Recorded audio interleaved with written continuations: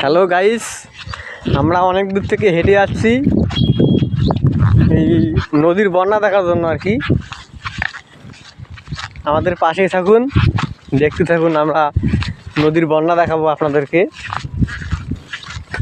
সেরকম ভয়াবহ অবস্থা, নদীর পানি প্রায় রাস্তার সাথে ঠেকে গেছে।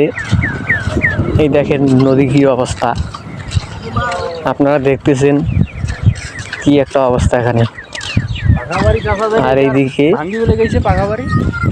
এই গাছটার সাথে একটা বাড়ি ছিল, বাড়িটা সহ মানে তলিয়ে গেছে আর কি এই বন্যার কারণে।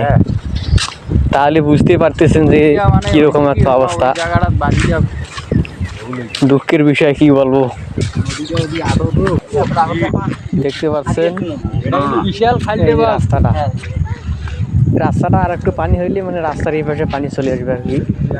আর এই পাশে পানি আসলে অনেক বিপদ। এই রাস্তার সাথেই পানি চলে এসেছে, কি একটা অবস্থা, কি আর বলবো। দেখেন পানি, অনেক পানি বাড়তেছে, এখনো পানি বাড়তেই আছে, পানি কমার কোনো নাম নেই আর কি।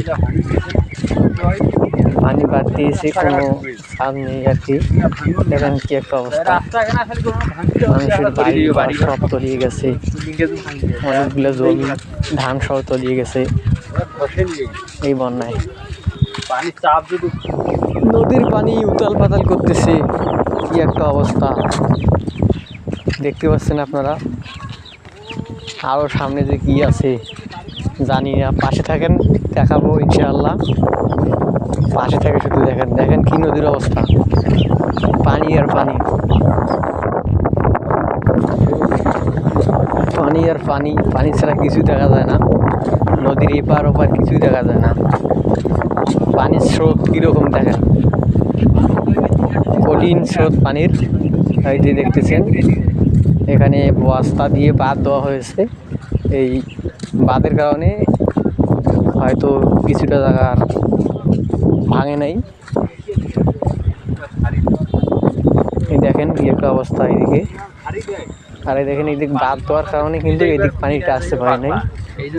আরও যদি রাত্রে বৃষ্টি হয় তাহলে এই বাঁধও ভেঙে যাবে, মানুষের বাড়ি ঘর সব তলিয়ে যাবে।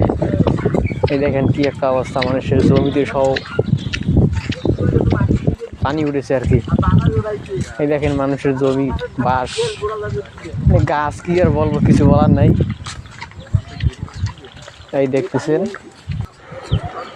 আর দেখেন পানির কি অবস্থা, কিছুই দেখা যায় না পানির মধ্যে। আরে এখান ফির ঘিরে এইখান দেখেন গাড়ি, ওই এই দেখেন কি একটা অবস্থা পানি। পার করে গেলে হ্যাঁ। সবাইকে ধন্যবাদ ব্লগটা দেখার জন্য। সবাই পাশে থাকবেন, লাইক কমেন্ট শেয়ার করবেন।